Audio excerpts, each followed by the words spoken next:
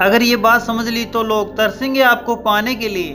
अगर आपको कोई कमजोर दिखाना चाहता है तो इसका मतलब है कि आप उससे पहले ही ऊपर हो। जिंदगी जीने के लिए मिली है, इससे लोग क्या सोचेंगे, क्या कहेंगे, ये सोचने में बर्बाद मत करो। किसी के बुरे वक्त में उसका हाथ पकड़ो, सहारा दो, उसे हिम्मत दो, क्योंकि बुरा वक्त थोड़े समय में चला जाएगा, लेकिन वह आपको दुआ जिंदगी भर देता रहेगा। मनुष्य सुबह से शाम तक काम करके उतना नहीं थकता जितना चिंता और क्रोध के एक क्षण में थक जाता है। संबंध परमात्मा से अच्छे बना लो तो तुम्हें किसी की जरूरत नहीं पड़ेगी, तुम खुद सबकी जरूरत बन जाओगे।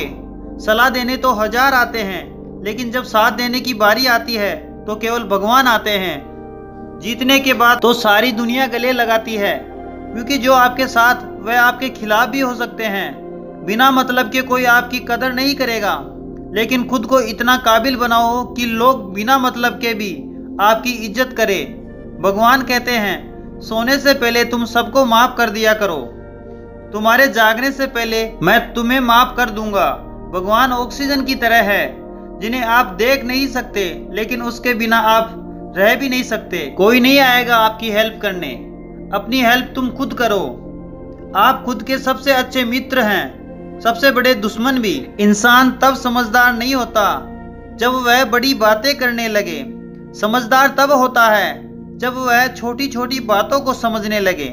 आप किस समय सही थे इसे कोई याद नहीं रखता, लेकिन आप किस समय गलत थे ये सब याद रखते हैं। सब दुख दूर होने के बाद ही मन प्रसन्न होगा, ये आपका भ्रम है।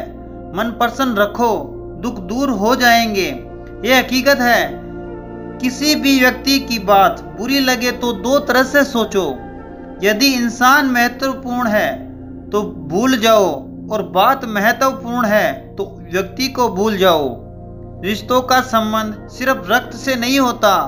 जो मुसीबत में हाथ थाम ले उससे बड़ा कोई रिश्ता नहीं होता।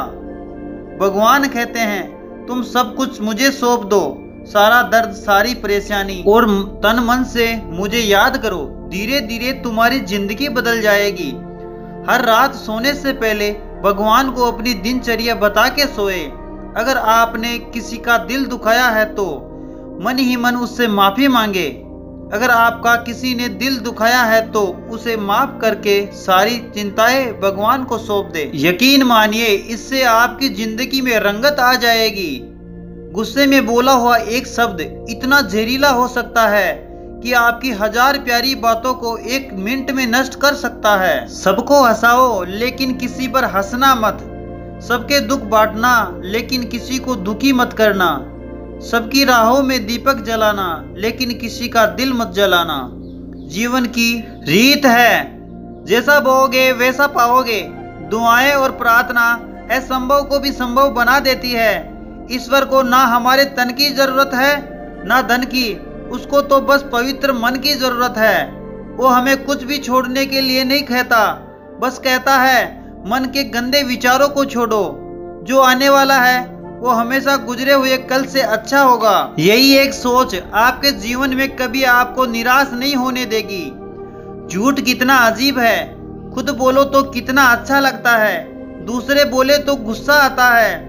खुशियां चाहे किसी के साथ भी बांट लो, पर गम हमेशा भरोसेमंद इंसान के साथ ही बांटना चाहिए। जिंदगी में वक्त चाहे जैसा हो, परिवार के साथ रहो। सुख बट जाता है, दुख हो तो दुख बट जाता है। सच्चा मित्र वही है। यकीन मानिए, जितना भी है कई गुना हो जाएगा। प्रार्थना और ध्यान आपके लिए बहुत जरूरी है। प्रार्थना में भगवान आपकी बात जरूर सुनते हैं, ध्यान में आप भगवान की बात सुनते हैं। श्री कृष्ण से कितना कुछ छूटा। पहले माँ छूटी, फिर पिता छूटे, फिर वो नंद किशोर मिले, वो भी छूटे। संग साथी छूटे, राधा भी छूटी, गोकुल भी छूटा, फिर मथुरा भी छूटा।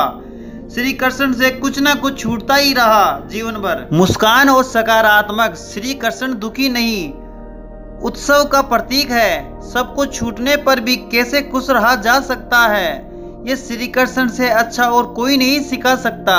इसलिए हमेशा खुश रहे, हंसते मुस्कुराते रहे। जीतने का मजा भी तभी आएगा जब लोग आपकी हार का इंतजार करेंगे। गीता में लिखा है, यदि आपको कोई अच्छा लगता है, अच्छा वो नहीं, अच्छे आप हैं। क्योंकि अच्छाई देखने वाली नजर आपके पास है। अपने दुख तकलीफों के लिए संसार को दोष मत दो, अपने मन को समझाओ। तुम्हारे मन का परिवर्तन ही आपके दुखों का अंत है। सोच और नियत अच्छी रखिए, फिर आपके कष्ट प्रभु स्वयं दूर कर देंगे। याद रखना, भगवान से कभी उम्मीद मत छोड़ना, दुनिया वालों से कभी उम्मीद मत रखना। सुख दुख एक सिक्के के दो पहलू हैं। जहां सुख होगा वहां दुख भी होगा, जहां दुख होगा वहां सुख भी होगा। इसीलिए सुख दुख के बारे में बिना सोचे निरंतर लक्ष्य को प्राप्त करने के लिए प्रयास करते रहना चाहिए। एक बात याद रखना, किसी के सामने गिड़गिड़ाने से मोहब्बत नहीं मिलती है, ना ही इज्जत। इसलिए अपने स्वाभिमान को जिंदा रखो।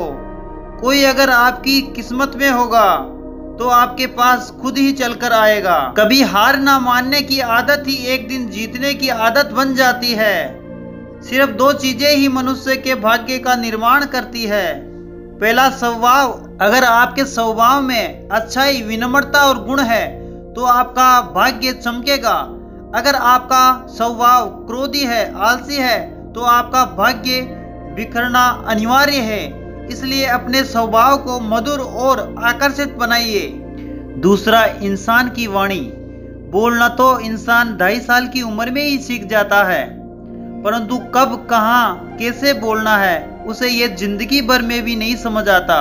जिसे ये बोलना आ गया, कब, कहाँ, कितना बोलना चाहिए, समझ लो उसे सफल होने से कोई रोक नहीं सकता।